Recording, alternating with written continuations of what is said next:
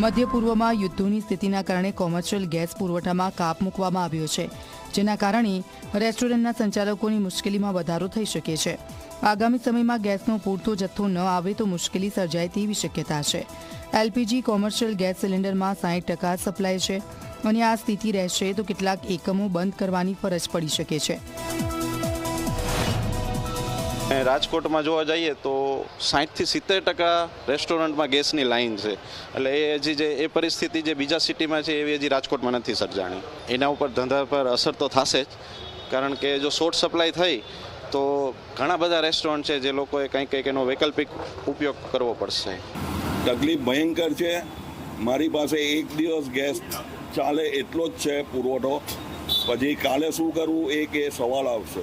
સરકારને એક જ અપીલ કે ઇન્ડસ્ટ્રીઝ સામે બી જુએ ને આ મુશ્કેલ ઘડીમાં સરકાર અમને સાથ આપે.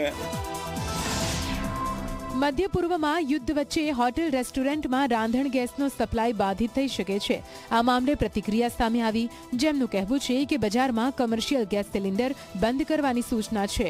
અમદાવાદ અને ગુજરાતમાં મહત્તમ ગેસ લાઇન હોવાના કારણે મોટી અસર નથી. જો કે નાના રેસ્ટોરન્ટ અને છૂટકમાં સિલિન્ડર વપરાય છે તેમને અસર પહોંચશે. સાથે હવે સરકારને રજૂઆત કરવામાં આવશે કે હોટેલ માટે પુરવઠો ચાલુ રાખવામાં આવે.